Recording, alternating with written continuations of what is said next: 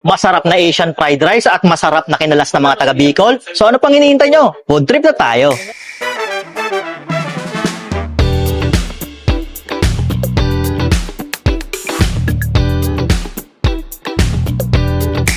Then guys, napadayon na naman nga tayo sa may Sinangag sa Walk, dito sa may Triumph, dito yan sa may Luzon Street, number 3, Luzon Street guys yan. Nagre-range lang yung food sila dito ng 165 pesos to 220 pesos guys.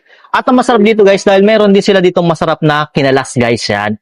Tapos yung kanilang mga fried rice, iba't ibang klase mga fried rice dito. Tapos ikaw na naman mamimili kung anong gusto mong itopping. Siyempre, food trip na tayo. Yan. Ito yung napili natin dito, yung paborito natin. Binabalikan natin dito yung kanilang adobo fried rice.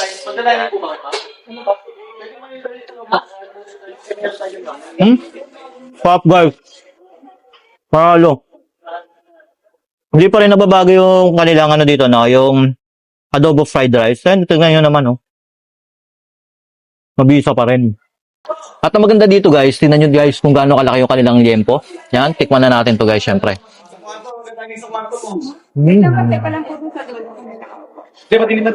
Sarap.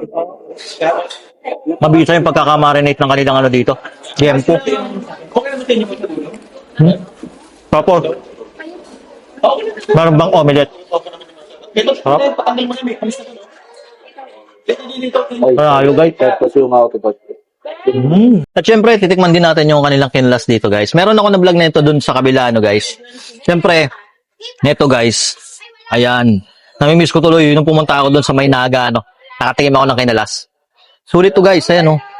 At masarap pa dito guys, ayan oh. Meron siomai.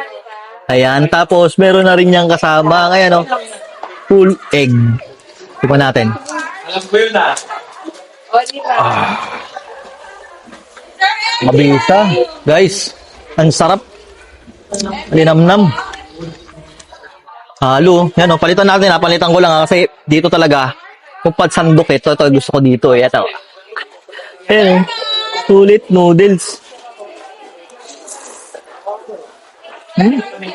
Napakabisa talaga. Ganito yung lasa nung pinunta namin doon sa may Bicol, no? Art! Bisa. Sarap. Yun, tapos ito mas sulit pa, oh. Panalo. Kaya guys, sa mga nagkikrave dyan ng mga masasarap na Asian fried rice, tapos kinalas ng taga Bicol, dayon na kayo dito sa may Sinangag sa Walk. Open nga pala sila dito ng alas 10 ng umaga hanggang alas 3 na madaling araw. Dito lang ulit yan guys sa may Triumph, dito sa may number 3 Luzon Street, dito lang sa may Triumph Food Park. Dayuhin nyo na to guys, promise, sulit dito.